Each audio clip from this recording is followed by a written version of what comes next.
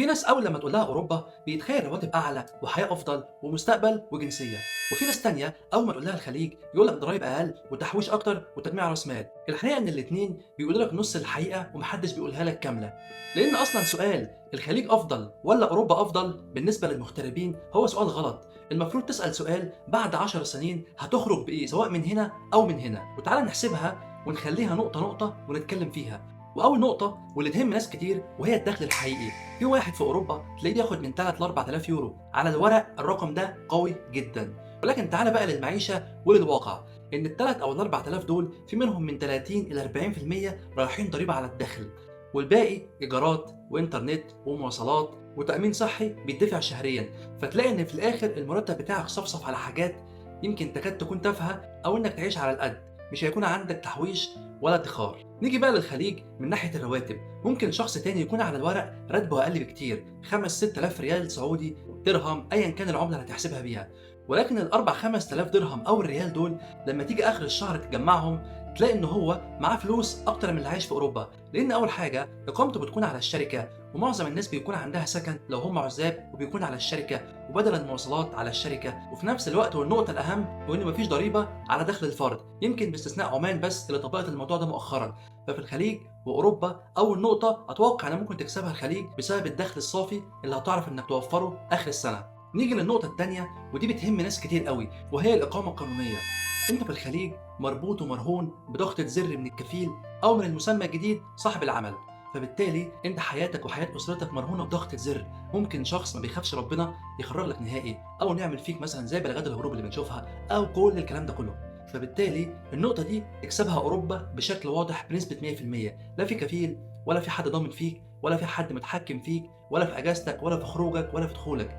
وفي نفس الوقت الخليج لو قعدت فيه 1000 سنة عمرك ما هتاخد جنسية ولا حتى إقامة دايمة، ولكن في أوروبا ممكن تاخد لك إقامة دايمة بعد 4 أو 5 سنين وتمشي في مسار الجنسية من 5 سنين إلى 10 سنين حسب بعض الدول الأوروبية. فبالتالي النقطة دي المستقبل والإقامة والجنسية تاخدها أوروبا بنسبة 100% وباكتساح. والحاجة الثالثة نيجي بقى للكواليتي اوف لايف أو جودة الحياة، ودي كلمة سطحية قوي وعامة، لازم إنك تفصص الكلام كويس عشان تفهم المعنى من الكلام. يعني إيه جودة الحياة؟ يعني هل المقصود بيها طرق ونظام؟ هل المقصود بيها مواصلات كويسة؟ هل المقصود بيها جو كويس؟ ولا إيه بالظبط؟ لازم إنك تحدد معنى كلامك. نيجي لأوروبا هتلاقي في شخص في أوروبا عايش في مدينة جميلة وأشجار وهدوء ونظام ونظافة، ولكن على النقيض هتلاقي في عنده مشكلة في اللغة، في عنده مشكلة في العادات والتقاليد، في عنده مشكلة في الطقس، في عنده مشكلة في البعد عن أهله. فبالتالي دي نقطة سلبية في جودة الحياة مع إنها ظاهريا أفضل بكتير. ولكن نيجي في الناحية التانية في الخليج هتلاقي جودة الحياة تقريبا، وأنا بشوفها كمميزات وكتكنولوجيا وككل شيء، هي أعلى من أوروبا بكتير. ده رقم واحد.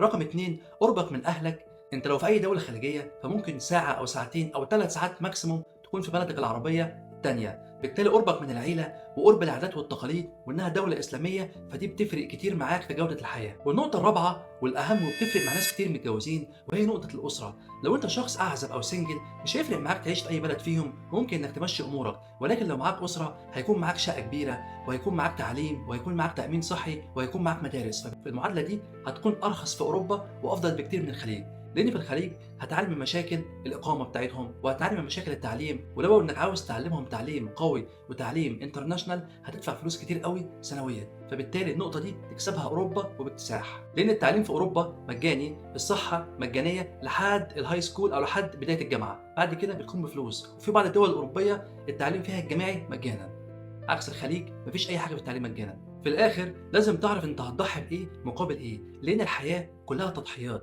ومفيش حد بياخد كل حاجه معاه. لو انت رحت الخليج هتضحي باستقرار على المدى البعيد وهتضحي بجنسيه، ولكن هيفرق معاك تكوين راس المال اسرع. لو انت رحت اوروبا هتضمن لمستقبل عيالك ومستقبلك حياه افضل على المستوى البعيد وجنسيه وتعليم افضل. فانت محتاج ايه وعاوز ايه خلال السنين دي كلها؟ فبالتالي السؤال ده لو جاوبت على نفسك فيه هتعرف تختار الخليج ولا اوروبا. اكتب لي في التعليقات وشاركني لو انت عندك عرض وظيفي من دوله اوروبيه وعندك عرض وظيفي من دوله خليجيه ونفس السعر، هتختار مين فيهم وليه؟